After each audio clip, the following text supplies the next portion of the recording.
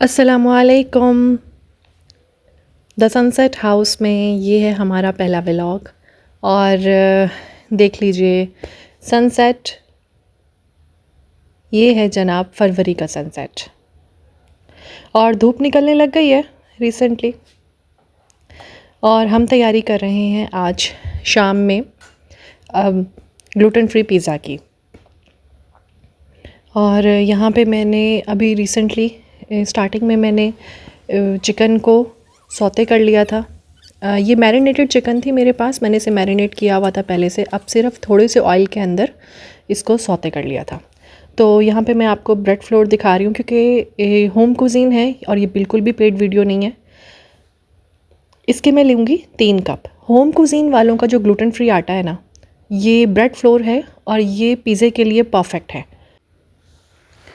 यहाँ पे मैंने मशीन को सेट कर दिया है और मशीन को सेट करने के बाद हम लेंगे इसके अंदर होम कुजीन का 3 कप आटा।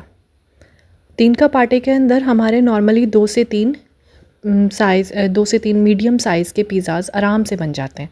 अब हम डालेंगे इसके अंदर थोड़ी सी चीनी, थोड़ा सा नमक। चीनी थोड़ी ज़्यादा जाएगी, 1 टेबलस्पून, और नमक 1 टीस्पून। थोड़ी कम भी कर सकते हैं। और ये मैं ले रही हूँ इंस्टेंट यीस्ट। ओके, जो ब्रेड फ्लोर होम कुजीन का आता है ना, उसके अंदर सारी चीज़ें मिक्स होती हैं। आपको उसके अंदर वो चीज़ें ऐड नहीं करनी पड़ती जो कि हमें वैसे ही जब हम बेकिंग के लिए का फ्लोर रेडी करते हैं ग्लूटेन फ्री के लिए, तो उसके अंदर रेडी करना पड़ता है। ये सेम रेसिपी है डो की। अगर मैं यहाँ पे आटे की जगह पे मैदा यूज़ करती तो भी इसी तरह से डो बनती। तो अब मैं इसको नीम गर्म दूध और पानी के साथ गूंद लूँगी। एनेक्स की जो ये आटा गूंदने वाली मशीन है ना, डो नीडर, ये बहुत अमेजिंग है। तो खैर यहाँ मैं आपको दिखाती हूँ फिर कि जब हम इसको रोक देते हैं ना, तो ये जो ग्लूटेन फ्री आटा होता है ना, इसमें वो वाली लचक नहीं होती जो जनरली मैदे में होती है। तो इसको मैंने आपको हाथ लगा के दिखा दिया कि किस तरह का होगा। जैसे मक्की का आटा होता है ना, ये उसी तरह से समझ लें कि इसका टेक्सचर थोड़ा वैसा होता है। लेकिन बेकिंग इसमें बहुत अच्छी होती है, उसके लिए आपको बिल्कुल फ़िक्र करने की ज़रूरत नहीं है।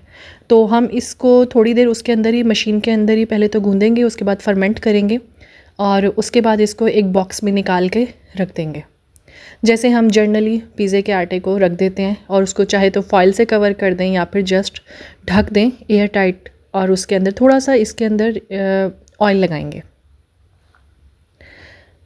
तो खैर आप सुनाएं।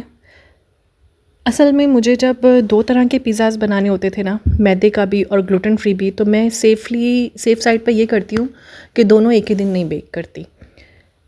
जब हम इसका टेस्ट ठीक होता है, और जब हम जिस दिन क्योंकि क्रॉस कंटामिनेशन का बहुत ज़्यादा मसला हो जाता है, तो इसलिए जिस दिन फिर मैं ग्लूटेन फ्री पिज़्ज़ा बेक करती हूँ, फिर उस दिन मैं मैदे का बिल्कुल काम नहीं करती, ताकि ये ना हो कि उड़े और फिर एक से दूसरी चीज़ में मिक्स हो जाए, कोई स्पून मिक्स हो जाए।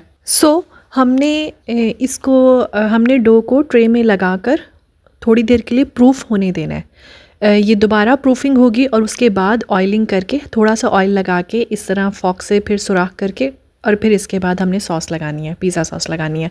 जो थोड़ी देर बाद प्रूफिंग है ना, जो ट्रे के अंदर प्रूफिंग है, इसको कवर कर देंगे, किसी प्लास्टिक शीट से कवर कर देंगे। ये बहुत ज़रूरी है। तो यहाँ पे मेरी प्रूफ हो चुकी है, यानी एक दफ़ा तो वो पहले प्रूफ हुई थी और एक दफ़ा ट्रे के अंदर सेट करके दोबारा प्रूफिंग हुई है। ओके, तो अब यहाँ मैं ये डिपिट की पिज़्ज़ा सॉस लगा रही हूँ।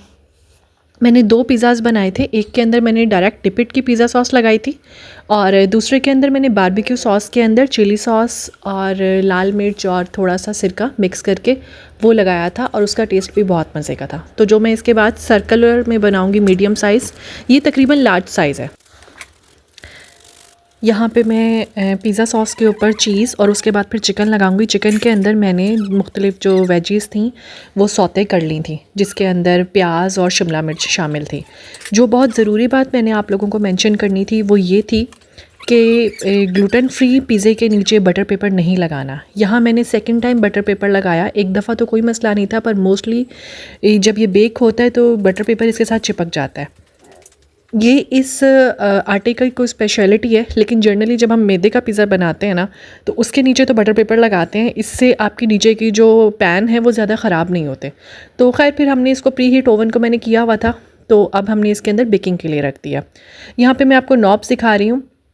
सबसे ऊपर इसके अंदर टेम्परेचर का नॉब है 180 और 200 के दरमियान में रखा है, तो मोस्टली 190 तक का होगा। ग्रिल हमने ऊपर और नीचे दोनों की ऑन की हुई है और इसके बाद टेम्परेचर हमने इसका 20 मिनट सेट किया। पहले मैंने इसको 5 से 10 मिनट प्री हीट कर दिया था, वो ज़ीरो पे आ गया था, और उसके बाद मैंने पिज़्ज़ा रखने के बाद दोबारा इसको 20 मिनट्स के लिए बेक किया।